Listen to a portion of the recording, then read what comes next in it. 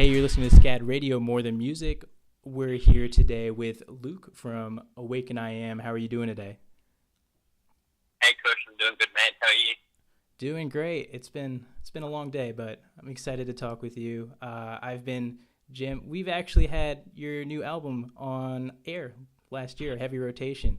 Great album. That's awesome. Thank you so much. We're super proud of it and happy with it. And it's awesome to hear that you and your viewers and listeners are enjoying it. So it's awesome. Yeah. So there might be some people tuning in who maybe haven't heard the new album yet. So I was just wondering, for those who don't know a whole lot and want to start listening, is there a particular song you might choose as an entry point?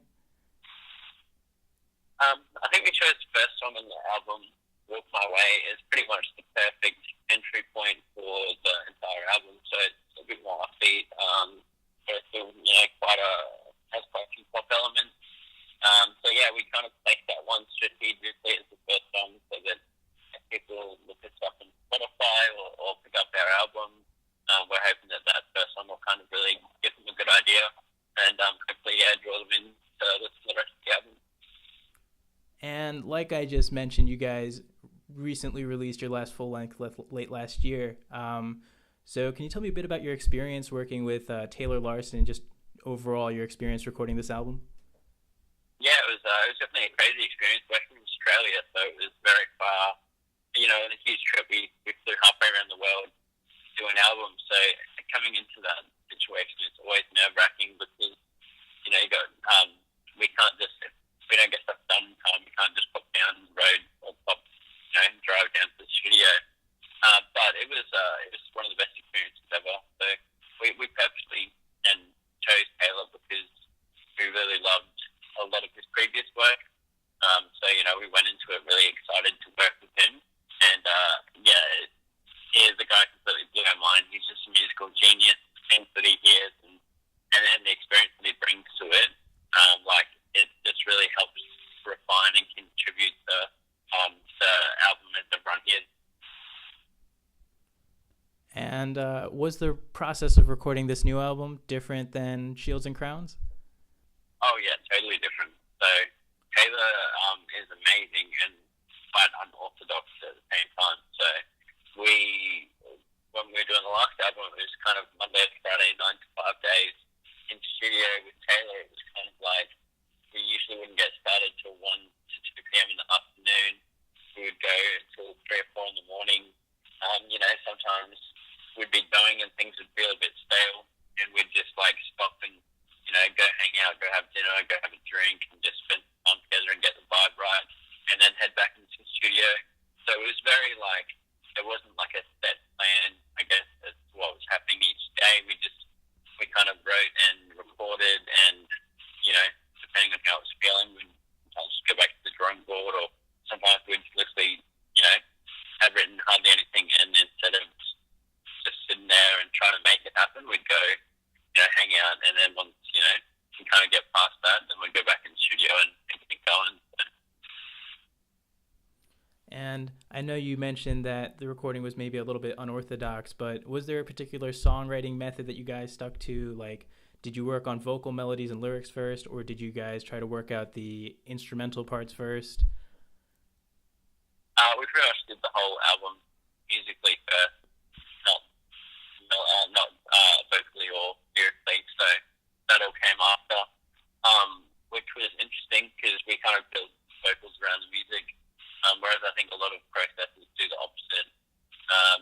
But yeah, it worked really well for us. And when a lot of people ask about this new album, I kind of describe it as just musically mature. It's fantastic. But I'd like to ask you do you guys feel like you all collectively grew as musicians since your previous work? Oh, absolutely. Massively.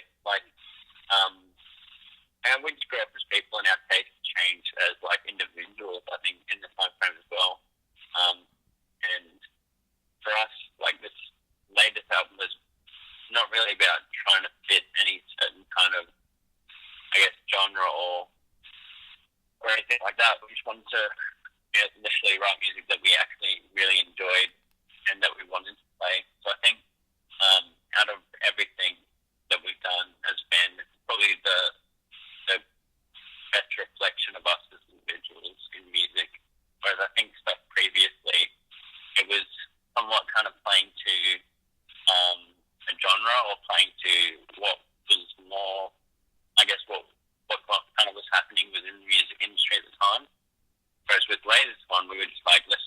want to play it, people get into it and love it, that's awesome.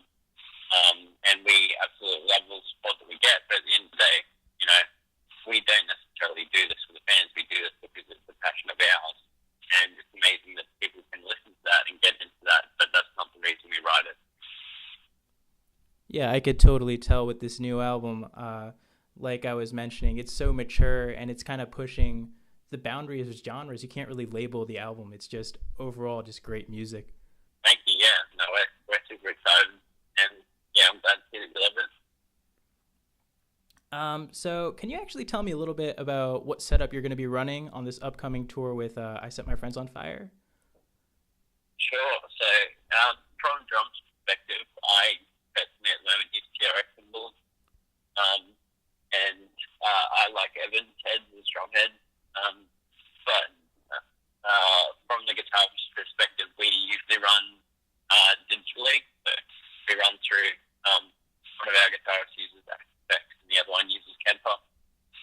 So that's kind of the equipment that we run. And both the guys use Fender. So one guitarist has a Fender Jaguar. I'm not actually too sure what the other one's guitar is. But yeah, so equipment-wise, I'm probably the least best person to ask about it because I just play drums and do my thing. And I know that over here it's quite a bit different, I'm sure. So could you tell me a little bit about the differences between playing the shows in the States and playing shows back home? Yeah, sure. So Australia is such a wide stretch out market. So with Australia, you can do a national tour in about 7 shows. Because we have like only about 6 or 7 capital or main cities. So in saying that though, generally the drives between are quite big because our country is actually the same width as America, but in between we don't really have anything in the middle. So we'll generally do a show and drive anywhere between 10 to 15 hours before our next show. But a tour will generally last like a week and a half because we'll have, 7 shows. So obviously coming to America, it's different, like massively, because there's so many markets. So I think we're doing around 25 shows over the course of just over a month. So we're playing nearly every night. And the good thing is obviously we don't have such crazy drives. The majority of the time it's only like 3 to 4 hour drive. So that's going to be kind of like a lot easier on us compared to what we're doing in Australia. But we'll be touring longer and doing more shows. So we've all put in a lot of preparation in regards to making sure that we have like the energy and the ability to, play night after night and back it up over the course of, 4 to 5 weeks. And have you noticed any like specific differences between the music scenes here in the States and what the scene is like back home?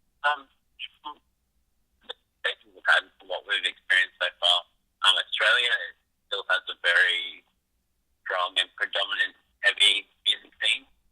It's like the community for that's really big here, whereas for artists like ourselves, which don't really fit into that, it's the developing music scene over here.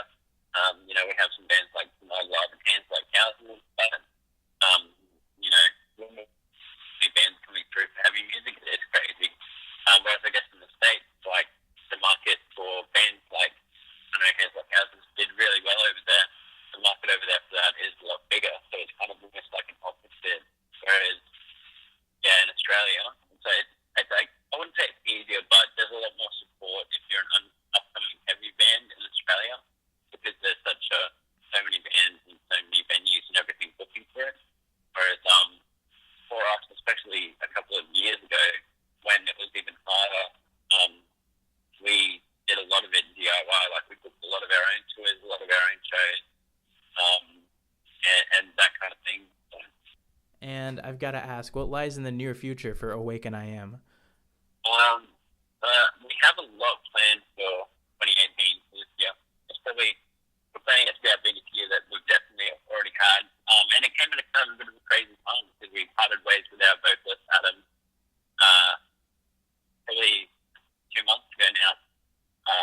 So it's been an absolute crazy time over the last couple of months. But, we have this I Set My Friends on Fire tour, national tour.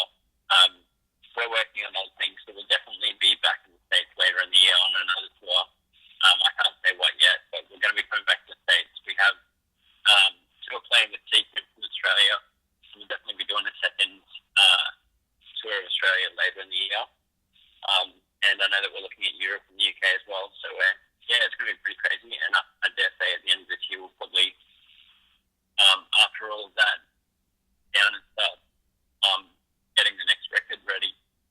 Awesome. Well, that all sounds super exciting. And I've got to ask, what can we expect from Awaken I Am at Aura Fest 2018 on February 17th in Savannah, Georgia? Yeah, absolutely. I think, good question. That's actually a hard one. I don't know. If people have enjoyed our album, I'd definitely come out and check it out. And I think that's a good representation of what to expect. We'll be playing quite a bit of the new stuff off the new album, and a majority of our set will be new off the new album, and we'll still have a few of our Shields and Crowns. So, I think people should just come and check it out. And we're really excited, going halfway around the world to play to people. So, but we love meeting people. So we'll be hanging out before and after shows and just getting, trying to meet everyone that we can. And so people come out, definitely come listen and come say hi afterwards. Listen to our funny accent. So, any last words you'd like to add? No, man. That's been awesome. Thank you for your time. No, thank you. Well, like I said, we've had your music on heavy rotation here at SCAD Radio. We really, really love the stuff that you're doing, and I, for one, am super excited to see you guys on February 17th.